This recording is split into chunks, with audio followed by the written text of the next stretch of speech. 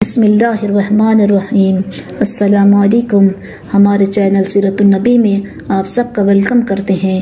ہمارے پیارے نبی محمد مصطفیٰ صلی اللہ علیہ وسلم کے زندگی کے واقعات پیدائش سے لے کر وفات تک ہم آپ سب کو واقف کروائیں گے۔ ہمارے پیارے نبی محمد مصطفیٰ صلی اللہ علیہ وسلم کے سیرت النبی کا گھروں میں پڑھنا اور سننا ہمارے گھروں میں برکتیں راحتیں آئیں گے۔ انشاءاللہ ہمارے گھروں سے پریشانیاں اور مصیبتیں دور ہوگی۔ آپ سب سے گزارش ہے کہ ہمارے چینل سیرت النبی کو سپورٹ کیجیے اور زیادہ سے زیادہ اس ویڈیو کو امت مسلمہ تک پہنچائیے۔ بسم اللہ الرحمن الرحیم۔ السلام علیکم۔ چلیے ہم اب سب کے سامنے عمرہ غزہ کا واقعہ بیان کرتے ہیں۔ اب فوراً حضرت عبداللہ ابن رواحہ نے اسلامی جھنڈا اٹھا لیا اور بہادری کے ساتھ لڑتے ہوئے دشمنوں کی صفوں میں گھس گئے، یہاں تک کہ لڑتے لڑتے وہ بھی شہید ہو گئے۔ ان کے شہید ہوتے ہی حضرت ثابت ابن ارقم نے جھنڈا اٹھا لیا اور پکار کر مسلمانوں سے کہا، مسلمانوں کسی کو اپنا امیر بنا لو۔ مسلمانوں نے پکار کر کہا، آپ ہی امیر بن جائیے، مگر حضرت ثابت نے انکار کر دیا اور جھنڈا حضرت خالد بن ولید کو دے کر کہا، تم جنگ کو مجھ سے زیادہ سمجھتے ہو۔ حضرت خالد نے پہلے انکار کیا، مگر حضرت ثابت کے اصرار پر جھنڈا لے کر اسلامی لشکر کے سپہ سالار بن گئے۔ حضرت خالد پوری بہادری کے ساتھ دن بھر لڑتے رہے، انہوں نے رومیوں کو آگے نہیں بڑھنے دیا، یہاں تک کہ شام ہو گئی اور جنگ صبح تک کے لیے رک گئی۔ صبح کو حضرت خالد نے اپنا لشکر کی ترتیب بدل دی، فوج کا جو حصہ پیچھے تھا اس کو آگے کر دیا اور جو آگے تھا اس کو پیچھا کر دیا، اسی طرح دائیں حصے کو بائیں طرف کر دیا اور بائیں حصے کو دائیں طرف کر دیا، اور اس کے بعد لشکر لے کر میدان میں پہنچ گئے۔ اور رومیوں نے مسلمانوں کے لشکر میں نئے آدمی دیکھے تو سمجھے کہ ان کے پاس مدد آ گئی ہے، یہ دیکھ کر ان کی ہمت کمزور ہو گئی، لڑائی شروع ہو گئی۔ حضرت خالد رضی اللہ تعالیٰ نے پہلا ہی حملہ بہت سخت کیا اور رومیوں کو پیچھے ڈھکلتے ہوئے بڑھنے لگے۔ آج رومی بچ کر لڑ رہے تھے، انہیں خیال تھا کہ مسلمانوں کے پاس مدد آ گئی ہے، اسی لیے وہ ڈرے ہوئے تھے۔ رومیوں کی اس کمزوری سے مسلمانوں کے دل بڑھ گئے اور انہوں نے بڑھ چڑھ کر ایسے حملے کیے کہ انہیں پیچھے ہٹاتے ہوئے دور تک لے گئے۔ رومی جتنا پیچھے ہٹ گئے تھے وہاں سے آگے نہیں بڑھ سکے۔ اس میں شام ہو گئی۔ اس روز رومیوں کو بری طرح شکست ہوئی۔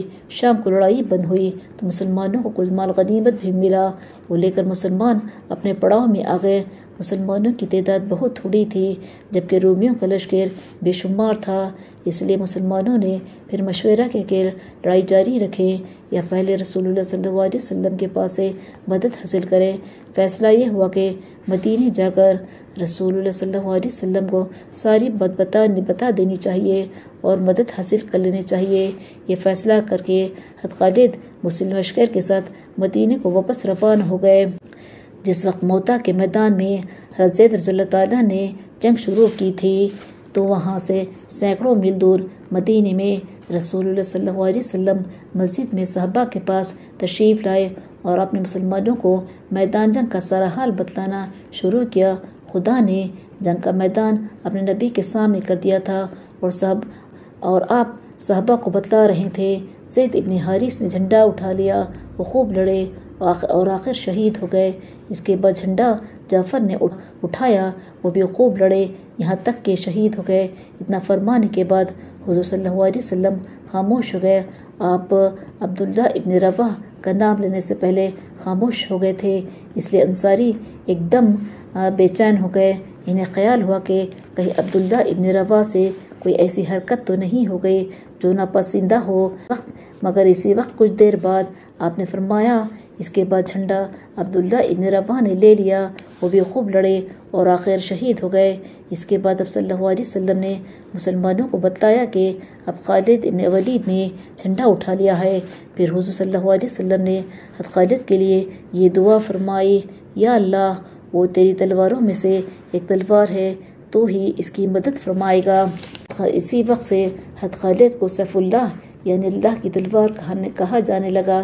اس کے بعد रसूल सल्लल्लाहु अलैहि वसल्लम हज़रत जाफ़र रज़ी अल्लाह तआला के घर गए और इनकी बीवी हज़रत अस्मा से फरमाया, जाफ़र के बच्चों को मेरे पास लाओ। हज़रत अस्मा बच्चों को लेकर आई तो आपने इनको प्यार किया।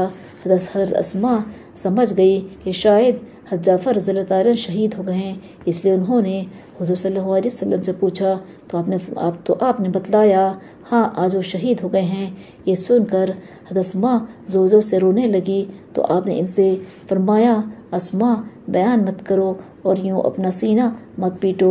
इसके बाद रसूलुल्लाह सल्लल्लाहु अलैहि वसल्लम ने वापस आकर अपने घरवालों से फरमाया कि जाफ़र रज़ी अल्लाह तआला के बच्चों के लिए खाना तैयार करो, इसलिए कि आज इन्हें अपना भी होश नहीं है। इसके कुछ दिन बाद हज़रत खालिद रज़ी अल्लाह तआला इस्लामी लश्कर के साथ वापस मदीने आ गए। रसूलुल्लाह सल्लल्लाहु अलैहि वसल्लम और मुसलमानों ने मदीने से बाहर जाकर उनका इस्तक़बाल किया। अब हम इस वाक़े को ख़त्म करते हैं। इंशाअल्लाह हम नेक्स्ट वीडियो में इन वाक़यात को बयान करेंगे। अगर हमारी वीडियो आप सबको पसंद आए तो लाइक शेयर करिए और सब्सक्राइब करिए। अल्लाह हाफिज़।